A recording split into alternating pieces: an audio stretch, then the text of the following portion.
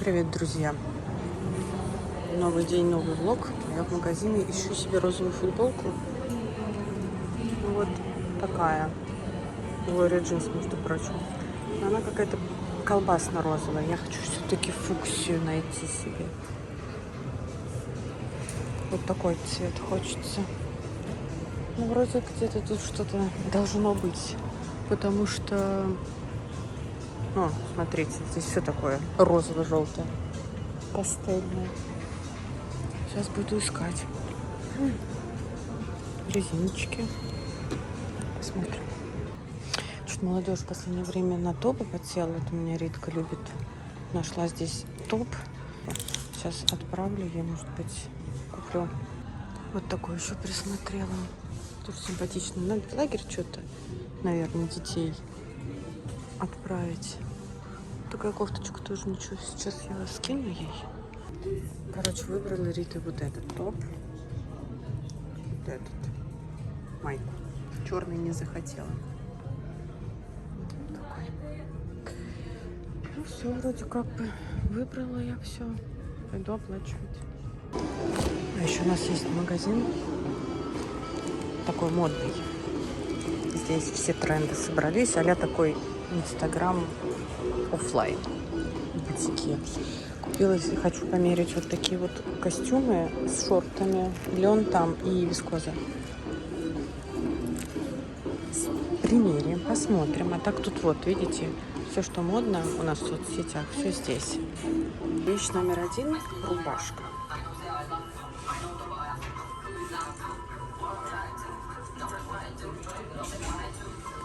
Что я схуднула?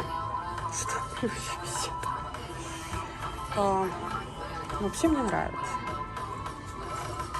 Ее можно и как рубашку, а можно и как просто это, сверх футболки для акцента.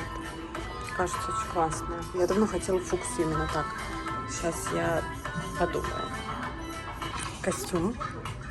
Ну вот костюм, кстати, цвет вот такой розовый мне нравится больше, потому что этот все-таки какой-то он прохладный. Я все-таки сейчас теплая. Поэтому... И это эска. Музон вообще забористый. Слушайте, мне нравится. Пожалуй, костюм возьму себе.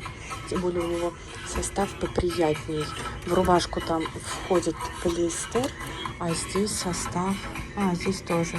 Но здесь всего лишь 20% полиэстера. А так вискоза и лен. Мало того, что он натуральненький, плюс он еще не так мнется, как лен. Розовый. Сейчас еще мятный померяем. Так, это мятный вариант. Так, сейчас я выйду там подальше поснимаю. Вот мятный. Вот какой лучше.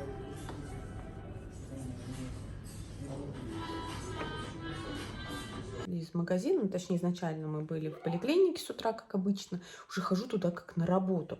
Вообще раздражает в последнее время педиатр у меня в поликлинике. Наша участковая вообще женщина, которой наплевать на все. Смотрит всегда как на идиотку, на тебя.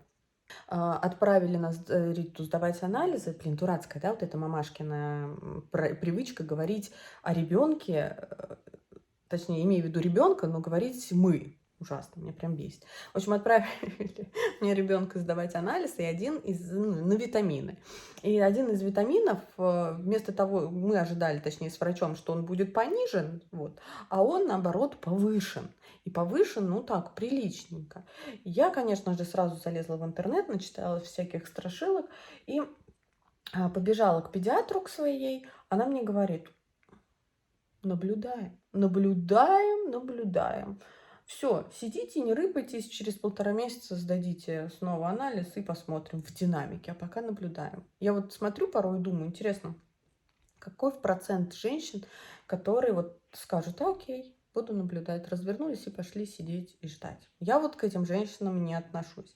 Я отношусь к ненормальным мамашам, которые вот после этих слов, если не получается добиться там, повторного анализа, либо дополнительных каких-то исследований, я уже там начинаю записываться в какие-то дополнительные клиники к другим врачам, другим специалистам и по полной программе вот проверять. Муж тоже у меня частенько крутит у виска, потому что он говорит, что у нас большая проблема, в частности и у меня, это гипердиагностика, да.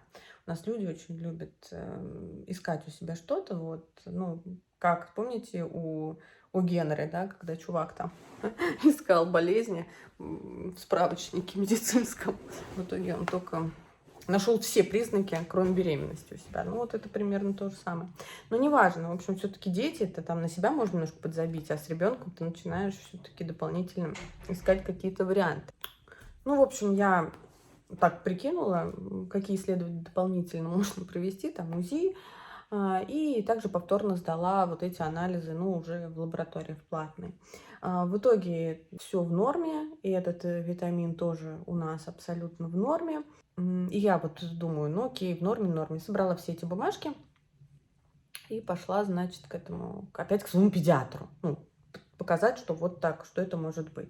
На что они мне сказали, ну да, вот норма. Да, ну что вы беспокоитесь, что вы носитесь, как ненормально. Видите, норма. Ну, человеческий фактор. Ну, ошибся наш там исследователь или кто там делает вот эти вот записи, трактует. Просто ошибся, блин. Ошибся. То есть запятую он не там поставил. Вот это как? Вот как такое может быть? Ну, типа, что он специально это сделал? Это не специально, просто безответственно относится к своей работе, тем более к такой. Я прям вот, я не могу. Сегодня нужно было еще с одним анализом, он попозже чуть-чуть готовился, и я уже пошла не к своей педиатру, потому что та у нас любительница в отпуске, погуляет, то болеет, и вообще нет. День работает, 2 недели нет. И я попала, к чему я говорю, я попала к другому педиатру, молодой человек, прям вот видно, только-только закончил вуз. И вот насколько вот нас все молодежь ругают, а вот что касается врачей, у нас много в поликлиниках молодых специалистов, вот они гораздо внимательнее, они гораздо участливее вообще в процессе там, диагностики. В частности, этот доктор. Он все анализы просмотрел, все мне объяснил, все сказал, что где и что может дефицит, но вот эти вот показатели, грубо говоря, они типа в норме, но вот есть еще третий показатель, на который, говорит, вы не сдали. И если его, например, нет, то это тоже считается дефицитом. То есть нужно в совокупности смотреть. Рассказал мне, что есть 3 типа дефицита этого витамина в организме. Если такой-то, такой-то, такой-то показатель, значит, это такой тип, такой-такой. Короче, он прочитал мне целую лекцию, все по полкам разъяснил, уложился в эти 10 минут, которые вот там 15 требуется на прием посетителя. Все меня успокоил, сказал, что надо делать, дал направление к узкому специалисту, сказал проконсультироваться, и я пошла вот домой. Вот все почему-то ругают молодежь, все почему-то к опытным врачам идут и что-то как-то. Но вот я обращаю внимание, что у молодых специалистов, у них, видимо, еще запал есть, у них еще есть рвение к работе, какая-то, знаете, вот ответственность и желание помочь. Теперь я буду ходить к этому педиатру. Вот, ребятушки, что-то я заболталась совсем тут с вами. В итоге-то я вам показывала, купила я розовенький костюмчик, купила, да. Я решила все-таки взять розовый. Ну, знаете, сейчас поближе покажу. Ну, в общем-то, такой он симпатичный. На камеру он темнее выглядит. Такой приятный, теплый розовый. Это не прям фуксия, это какая-то маджента, мне кажется, все-таки. Вроде качественные строчечки, видите, тут оверлок, или как он называется, я не слишком сильна в этом деле. Вот я взяла себе эсочку, вот, эмка мне великовата была, ну, они такие оверсайз немножко, шортики, и мне понравилась вот эта вот рубашка. Я подумала, что ее можно и с костюмом носить, и без костюма носить, и можно носить ее как второй слой, ну, то есть там майку, футболку, топ. И рукавчики здесь такие подкатываются, можно длину рукава как-то менять. Ну, в общем, вот так вот. Это Podium Collection. Я не знаю, стоил вот он 300 этот костюм. Производитель в Киргизии. В Киргизии хорошо отшивают. Так, это смесовый лен. То есть здесь вискоза, лен и полиэстер. Все. Ну и все, и здорово. Мне нравятся льняные вещи, но мне нравится лен, когда он идет в составе с чем-то, потому что такие натуральные льняные вещи, во-первых, они ужасно колючие, вот реально колючие, плюс они постоянно мнутся. А здесь вот, видите, вот я вот так вот возьму, сделаю, и хопа, и никакого залома не осталось. Это очень приятненько. Плюс, пока я ждала, пока мне принесут, вот я мерила такой голубой костюм мятный, он у них назывался. Пока я ждала, что мне принесут эсочку, я стояла вот в этом костюме. И, знаете, не жарко, потому что если это слишком такая вот активная синтетика, либо лен, вот лен, меня сразу в пот бросает. А здесь вроде ничего. В общем, интересненькая такая вот у нас. а, Такая вот такая импортозаместительная история. А что? Ну что, здорово и классно. Не хуже Зары, мне кажется. Как-то вот так. А у меня тут бардак на столе. Прошу прощения, собираюсь сейчас видео монтировать. Вот хотела показать вам цветы. Мне вчера так было грустно вечером. Вы просто не представляете. Знаете, когда все навалилось просто вот в один момент. Просто навалилось. Просто последней каплей было, ну, во-первых, то, что у меня отключили горячую воду. Просто-напросто. Да, у нас отключили горячую воду. Вот это вот плановое отключение. Вот, я включила этот дурацкий водонагреватель, а он капал. Ну, просто потек. Потек водонагреватель. Решила пройтись, прогулялась, купила себе цветы. Потом пришла домой, у меня муж просто в командировке. Вот, залезла к нему в инструменты, взяла разводной ключ, думала, вот что может быть, откручу сейчас водонагреватель, вот эти вот, как они называются, шланги. Максимум, что там может, просто рассохлась прокладка, поэтому и течет. Вот, но перед этим решила потуже там эту гаечку затянуть. Прикиньте, затянула, все, ничего не течет. Какая я рукодельная. Спасибо разводному ключу. Все можно сделать. И настроение сразу улучшилось. Но сегодня все равно на всякий случай решил купить себе костюм яркий. И еще хотела вам показать свои покупки из подружки. Значит, купила вот на пробу вот такой вот гель для всего. 3 в одном. Видите, здесь и волосы, и брови, и даже борода. Вот, не знаю, еще не открывала. Вот так вот он выглядит. Ярко-зеленый, кислотный. Кто это делает? Ну, конечно же, Китай. Вот. Стоил 200 рублей, ну, не знаю, посмотрим, как будет закреплять. И купила себе духи.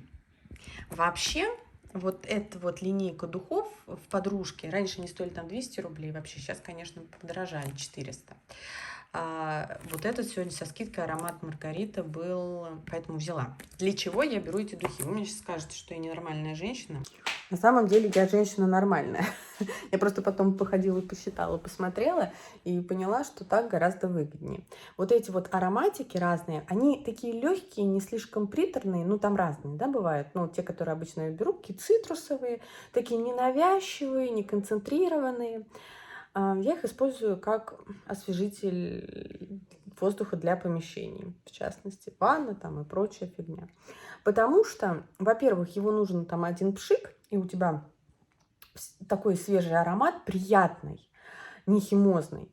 Плюс это гораздо выгоднее, потому что я покупаю, к примеру, флакон, ну сколько он стоит, ну по акции я обычно беру разные, там 350 рублей, да, и мне его хватает надолго, потому что нужен один пшик. Либо же, когда вы покупаете эти дорогие освежители воздуха, которые вот эти, мало того, что вот этот вот дым какой-то непонятный стоит от аэрозоля, плюс ароматы все какие-то ужасно такие, знаете, попсово приевшиеся, химозные и вообще отвратительные, мне не нравится. Поэтому я вот захожу в подружку, смотрю, на какой вариант из этих ароматов у них идет скидка и беру. Вот, в этот раз взяла Маргариту, вот, потому что она стоила 350 рублей по карте. Не знаю, аромат, в принципе, приятный, возможно, ну, вообще это обычные духи, можно будет не только помещение освежать, а еще и самой душиться. И Кстати, по поводу того, что самой душиться, взяла вот этот аромат. Я его почему-то никогда не пробовала, потому что тут мускусные, я по названию понимала, я понимала, что мускусные, они немножко такие тяжеловатые для того, чтобы использовать их как какой-то освежающий спрей. Поэтому всегда мимо проходила. А тут в каком-то чатике, в очередном, господи, они заставят меня разориться, я увидела, что вот этот аромат один в один Джо Малон, который Wood Sage и Sea Salt. У меня вот Sea Salt от Джо Малона не было. Но я помню этот аромат, он довольно такой популярный, многими любимый. И вот все, кто кому там рекомендовал на пробу, все любители вот этого Sea Salt от Джо Малона, все говорят прям вот один в один. Просто один в один. И я, конечно же, тоже решила купить, но уже купить для того, чтобы самой душиться. Потестировала. Кстати, приятный такой запах.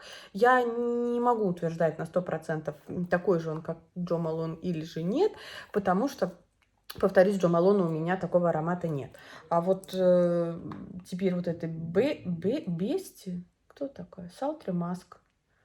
Теплый соблазнительный аромат. Так вот. Тоже Китай. Да? Вот и хорошо. Вот, все. Джо Малон. Поэтому, не знаю, есть ли у вас Джо Малон вот эта вот морская соль, и пробовали вы вот этот вот ароматик, напишите, если они действительно схожи.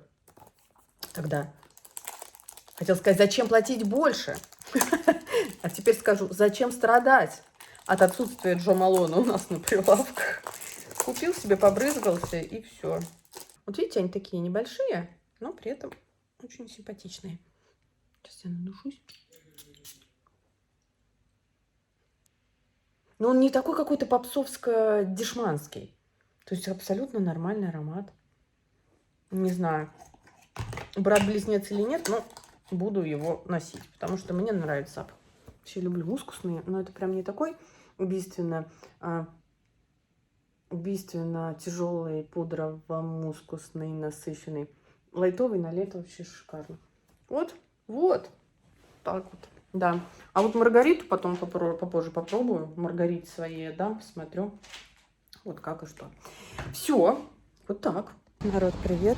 Сейчас хотите прикол расскажу вообще. Я вообще человек, который очень любит попадать в неловкие ситуации.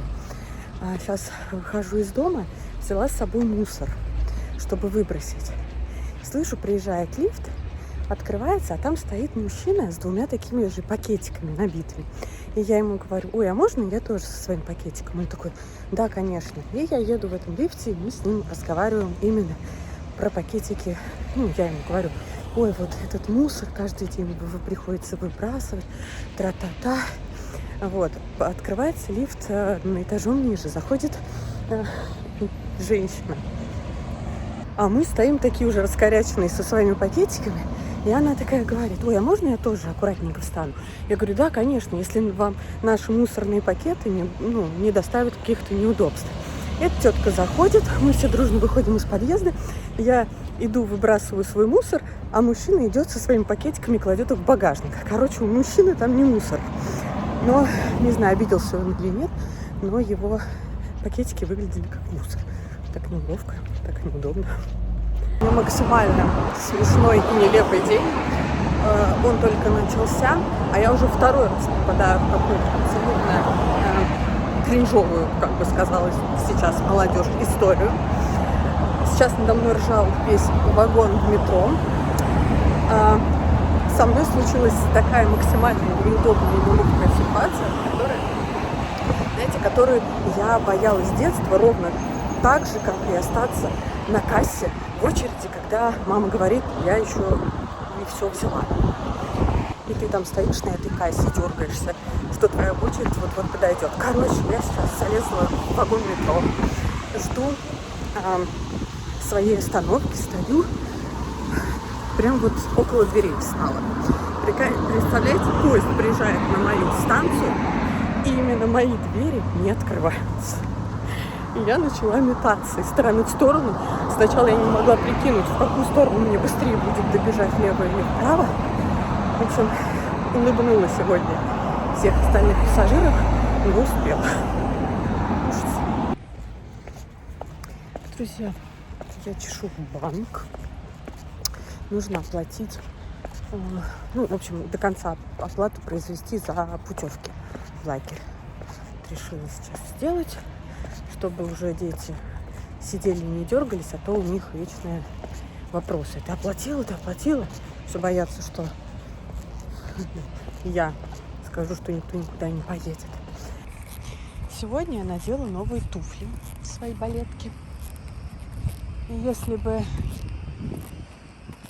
не человек, который там косит газон, вы бы, наверное, слышали, как они у меня скрипят. Вот я иду, и у меня скрипят туфли. Вопрос. Как сделать так, чтобы они не скрипели?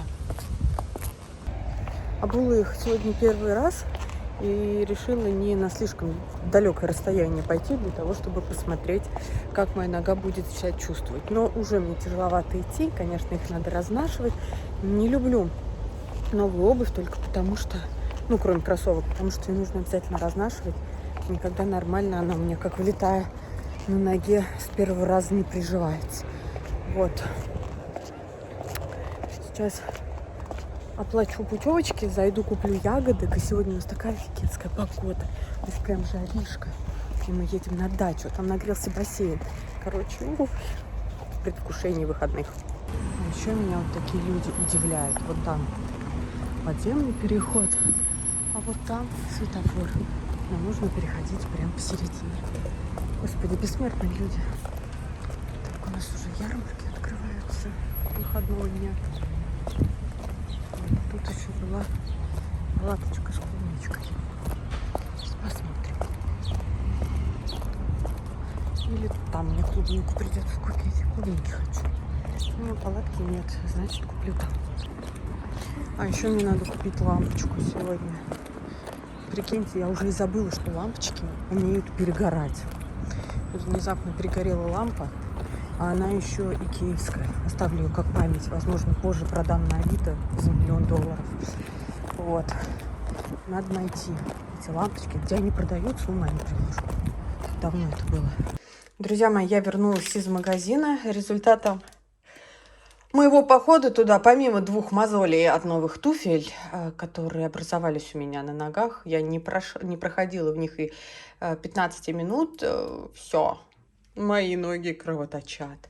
Да, я знаю, что есть специальный карандаш, и он у меня есть, но я о нем вспоминаю тогда, когда уже имеются мозоли.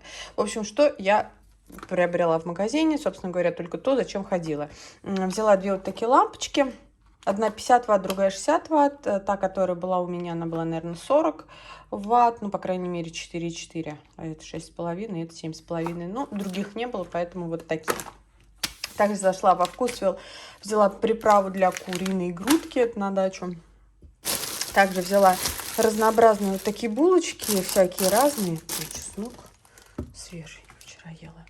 Булочки для бургеров. Для бургеров были вот такие оригинальные, только 2 штуки. Ну, в общем, я взяла еще какие-то кукурузные и какие еще взяла.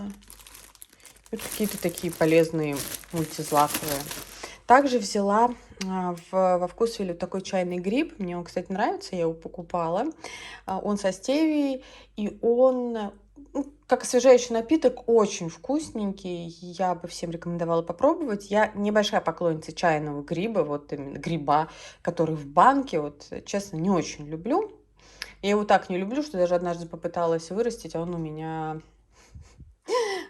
погиб. Ну, в общем, да, у нас, видимо, взаимная такая нелюбовь.